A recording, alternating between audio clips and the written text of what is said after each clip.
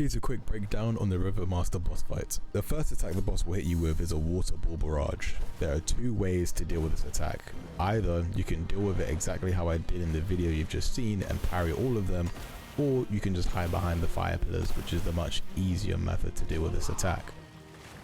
The boss will throw giant waves of water to attack you. Hide behind the fire pillar that is furthest away from the boss. The boss will then perform one of two moves. It will either headbutt you, which is easier to deal with the closer you are to the boss, you can parry or dodge it, or the boss will attack you with two tail swipes followed by a large overhead tail slam. I would advise you just to hide behind the brazier towards the left of the arena when you started the fight. That way when it slams down you have access to deal damage for free. This will be the only attack that can be used to break the Dragon King's key bar. Deflect the attack to knock it down. The closer you are to the attack, the faster it will hit you, so position yourself further away if you need more time to react. The middle of the arena is enough time for most people to deflect the attack in time. After deflecting the attack, you have a small window to deal damage. The parry timing for this can be quite tricky, but what I usually like to look out for is when the animation of water stops gathering into the ball of the attack itself. I then know just a moment after I need to parry, as the ball will shoot at me quite quickly.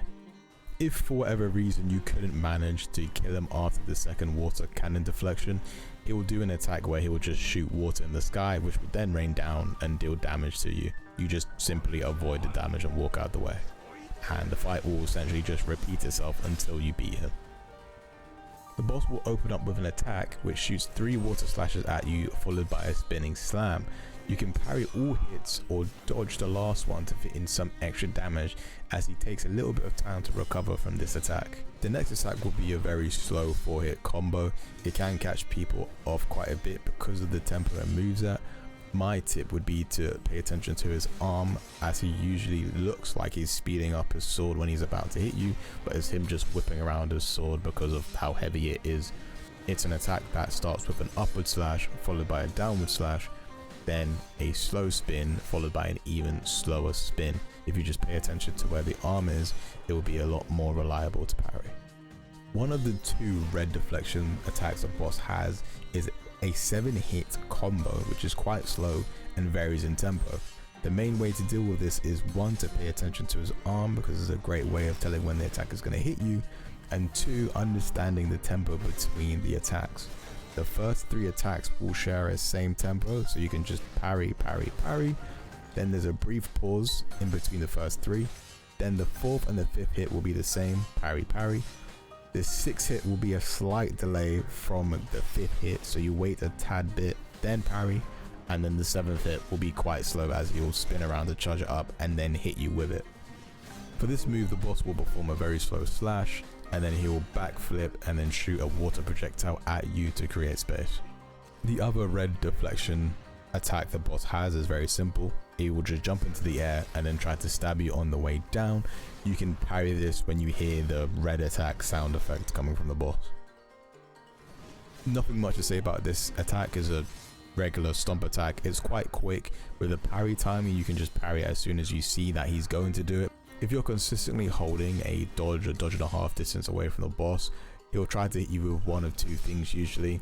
The first being the water slashes, which he'll whip 2 at you, or he'll try to close the gap with a little dash combo. This can be easily avoided as long as you're just maintaining your distance.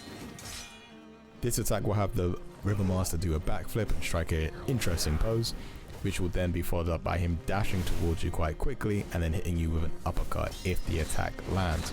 Essentially just listen out for the timing of the attack. You'll hear the sound and then dodge as soon as you hear the sound, and then you can get some free damage in because he takes a little bit of time to recover from his attack. And for the last move, we'll call this a little bit of a desperation move. If you've ever played Kingdom Hearts or any other game, I'm sure it probably has this term. Essentially, it's the boss's ultimate move it will do when it gets below a certain amount of HP.